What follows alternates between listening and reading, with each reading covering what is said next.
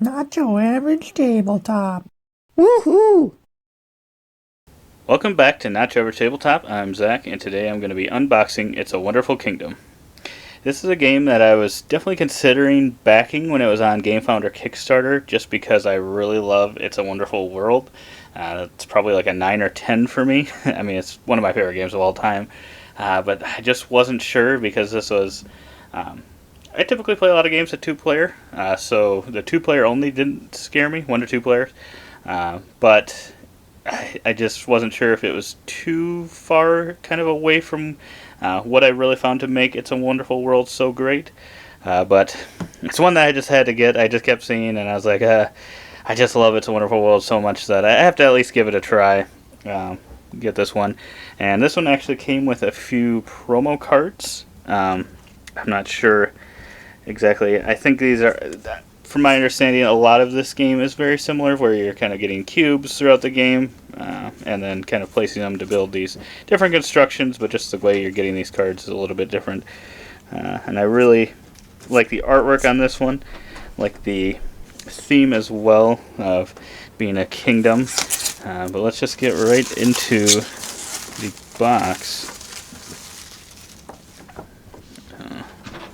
So I'm not sure if this is the same box size as the original, if it's a little bit smaller. It's still not like a small box. I don't think it's ticket to ride size, though. I didn't actually test that. But, yeah, so maybe a little bit of a smaller box. Now I'm curious. But anyway, here is the rule book. It looks like we've got 10 to 12 pages of rules. I'm hoping a lot of it will be pretty similar to kind of the It's a Wonderful World game. So then it's just kind of learning some of those new pieces where it's kind of like I believe it's an I cut you choose sort of thing, where you're picking some cards and putting them out there, trying to get your opponent to maybe take the ones that you don't necessarily want. And then I believe it kind of adds in, I think, like some monster type things on the side as well. But yeah. So it looks like we've got some cardboard pieces here. It looks like these are pretty thick. This is some pretty thick cardboard here, for sure. It's been a while since I looked back at this, so I don't remember exactly what these tokens are used for, but I like the artwork here. Looks like a helmet there, and I'm not sure what these eye things are. You can maybe... I can't remember if you can check, because part of the eye cut you choose, I think you can place some cards upside down or face down, so you can kind of try to trick your opponent to take something that maybe you don't want, or maybe trick them into thinking you want them to take it, so then they don't take it, and then maybe have a card that's really good for you underneath there. So hopefully that's what the experience will actually feel like. Probably need some containers for this one. I've got some containers for the original one, but kind of got the resources out on this board, just like if you've ever played the original. This board, the coloring on this board really gives me Dwellings of Eldervale vibes. I really like when you have a bunch of splashes of color in a game, so this is right up my alley. I could see how some people may not love this artwork, but I like it quite a bit, actually. So yeah, it looks like just kind of a place to kind of put the different resource cubes that you're going to be getting throughout the game. Getting, spending, kind of going back and forth. Then we've got some different tokens here. I'm not sure. Looks like it might just... I was thinking Peter Pan for a second, but I don't think that's what it is. It might just be a knight kind of... I don't know what he's doing exactly. But then you've got some tokens here as well for probably the 2 different player colors, and then another green token as well. So these are just kind of plain normal colors. Then we've got the Usurper, the Pestilent Lord, and the Northern Lands. Interesting. I'm not sure. Can't remember if these are for solo play or if these are individual player factions that you can use. I do not remember. But then, kind of like they did in the expansion for It's a Wonderful World, they came with a score pad that is dry erase. So that's really cool that they decided that that was good. That was really good thing that they added in the expansion. So they just put it in this base game. So I really like when they do that. compared to kind of having some of those sheets sometimes, just because you can kind of go through those, and I tend to keep them so then the boxes kind of get messy, even though you kind of think, oh, and memories and going back and looking at them, but I don't know that I've ever actually gone back and looked at any old scorecards, outside of maybe for some games. If I remember, I forgot to I have a scoring app that I kind of keep track of the games we've played, so if I remember, oh, I forgot to do that, sometimes I'll go back and look at that, but sometimes I won't even do that. So yeah, long story short, I just really like when you have the dry erase. It's just a cleaner way to score things. But yeah, so it looks like we've got a purple resource cube in this one, so it's a little bit different than the original.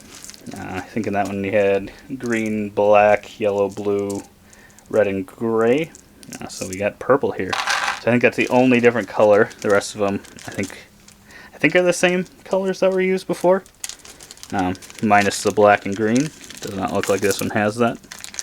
That one fell onto the ground, so that's going to be hard to find. We got yellow. And got some red ones. Looks like there's not too many reds. We got some blue. And then some gray. So those are the only ones that aren't translucent like the others. But then we've got the cards that kind of make this game tick.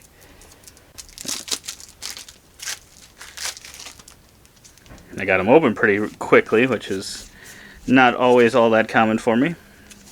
It looks like here's some one of the two starting factions you can use. It looks like you can either start as the same, or you can be slightly varied, where these ones are kind of going for slightly different things. So much like the original, it looks like there may only be two. So yeah, I know I prefer more or multiple of those if possible, so it does look like there's only two. So it'll be interesting to see if that feels as unique as the original, because those, I think there was, what was there in the base game? I know we have the expansion now, so now we have a few more. There might have been 5 or 6 in the base. Yeah, I don't remember off the top of my head. But yeah, it looks like some really nice artwork here. And if you've played the base game, you know you've got cards, same cards, so you got multiple copies of the same card in here, kind of depending on how rare the card is. Some appear more than others, so some will have like 3 copies, some will have only 1. I don't know that I'm seeing, that one kind of said how many of each type there were. I don't know that off the top here I can tell how many are in each. Maybe I'm probably just missing it, but I know they had have a little number in the original for how many of each one, so you kind of know, oh, well, I'm not going to see another one of these if I let this pass. But yeah, I really love the artwork in this. I probably like it more than the original. It's got a very fantasy feel to it, and I'd actually love to see this artwork in another game, if I'm being honest. It's really, really solid artwork here. So I don't know if it's... Now I feel like it's one of my favorite games, and we play it quite often. I don't know. It's probably been, what is it? Probably about a month and a half, 2 months since we last played it, and now I'm already forgetting like what the artwork in that looks like and how different this is, because it feels really different, but I don't know that it actually is. I could just be totally misremembering. But yeah, I really love the look of this world that they've got here. It's a wonderful world. Had to say it.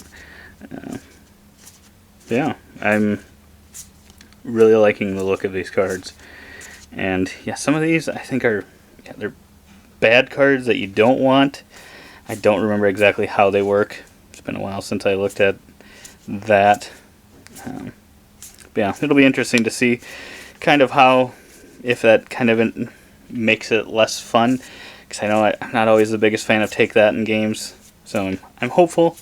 But yeah, I don't want to set my hopes too high, just because I'm like, oh, I really love It's a Wonderful World, but I may not like this one. I'm just not 100% sure.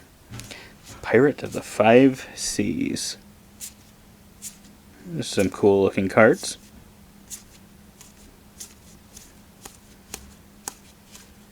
Yeah, I love the artwork on these cards.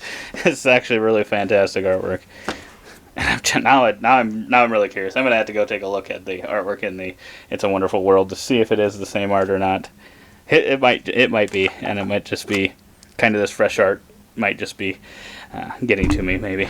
But yeah, that's everything inside the It's a Wonderful Kingdom box. It looks like some solid cards, some different cubes for production, and then kind of a good score pad here, along with some other things as well.